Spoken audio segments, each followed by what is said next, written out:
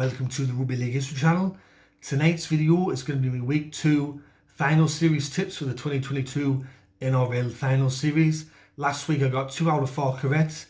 Let's see if I can get both of these tips correct this week. If you're new to Rugby League or new to the channel, basically simply put, this week both of these games are elimination matches, so whoever loses this week, it's over for them in season 2022. So the first match kicking off on Friday, the first of the 2 eliminators, is between Parramatta and Canberra. This one's being played at the Western Sydney Stadium, or as I like to call it, the new Parramatta.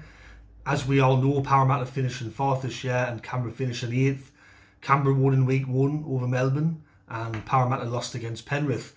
This is going to be the first finals meeting between these two sides in the history of both clubs. So since Canberra coming in 1982, for some reason or another, Parramatta has never encountered them in the finals. So this is the first ever finals meeting between these two sides.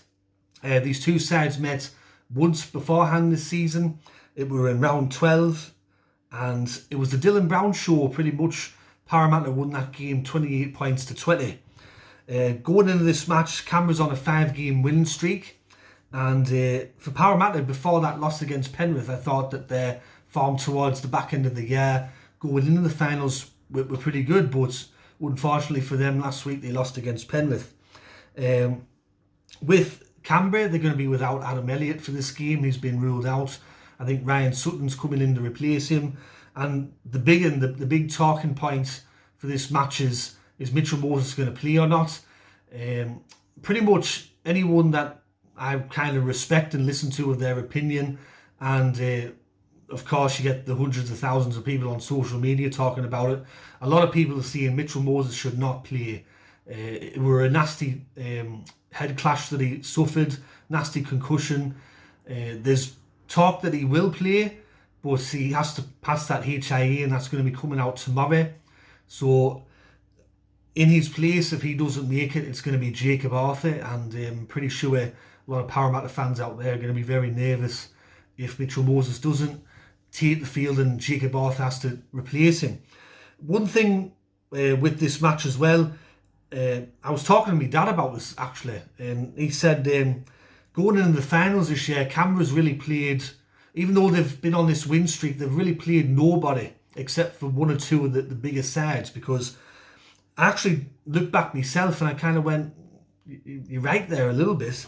They played Newcastle twice, St George twice, Manly, West Tigers, Gold Coast and New Zealand in that run home. And the only sides of note that they played against Penrith and were comprehensively beaten. And they also played against Melbourne and they won that game. We all know that Canberra had the win over Melbourne. So I think besides the Penrith and the Melbourne game, this is going to be probably the 3rd real test that Canberra's had since round 15 of the competition. But as I've said in many years prior, when teams go into a final series, momentum's a big one. And Canberra's got a lot of momentum coming into this game. Ricky Stewart's already come out and said straight after the press conference, we're the underdog, they're the favourite.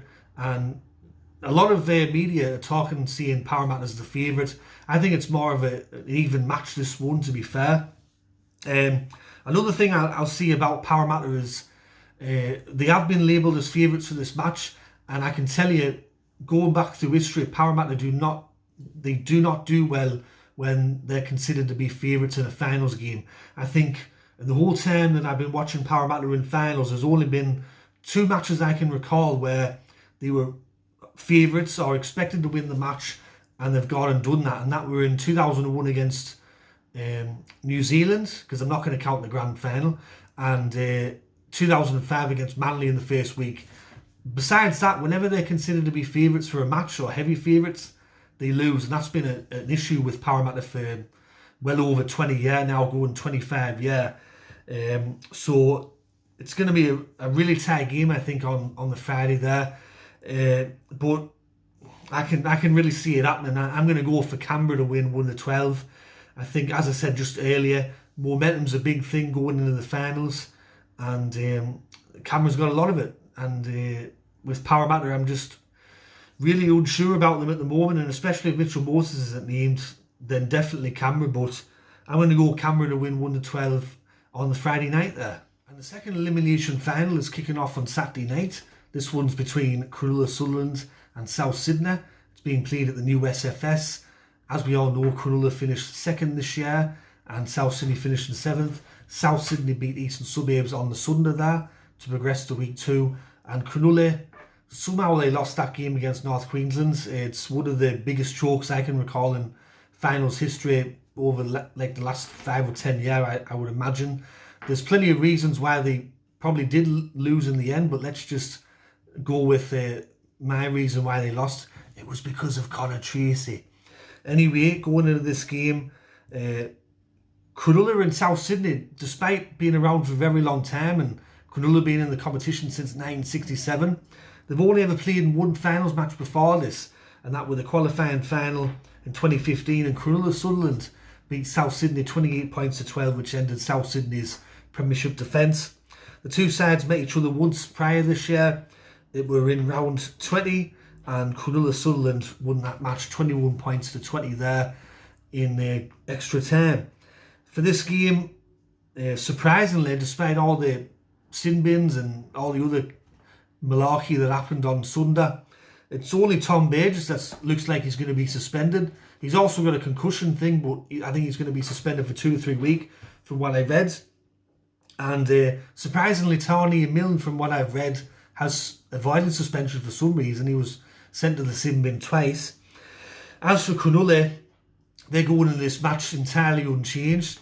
And with the results like this, and when this happens in the finals, especially with Cronulla, that loss against North Queensland could go either 2 ways. It could totally just destroy them, and they'll go out this week quite meekly, or it can galvanise the playing group, and they can rediscover what they were doing in the regular season, and they can come out and they can beat South Sydney and make that preliminary final against Penrith there.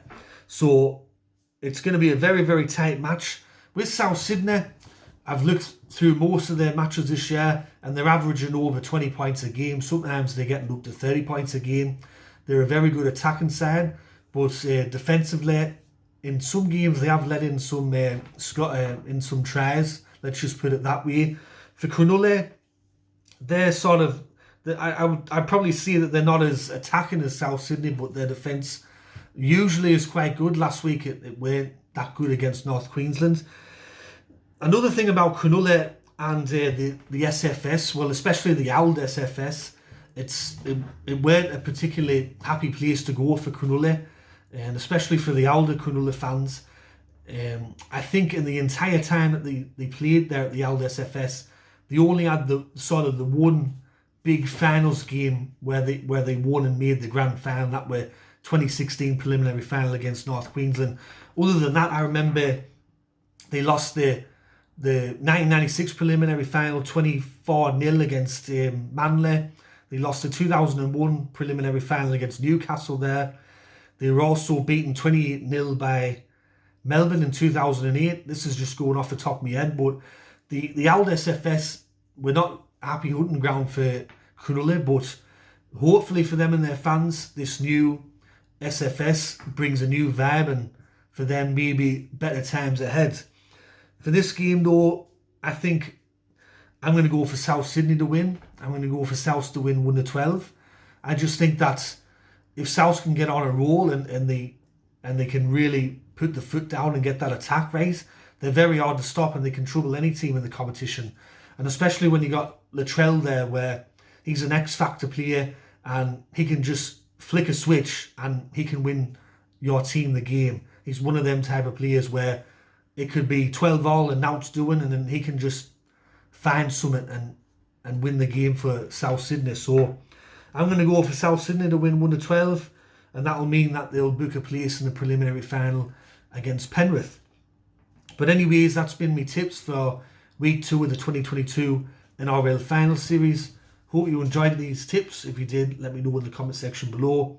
I'll be coming back at you with the semi-finals for the Super League tips tomorrow night, and then on Wednesday I've got the View from the North podcast with Just Rugby League once again. I think we're up to episode 18. So anyways everyone, I'll catch us all later in that video, and I'll see you all later. All right, tatty bye for now.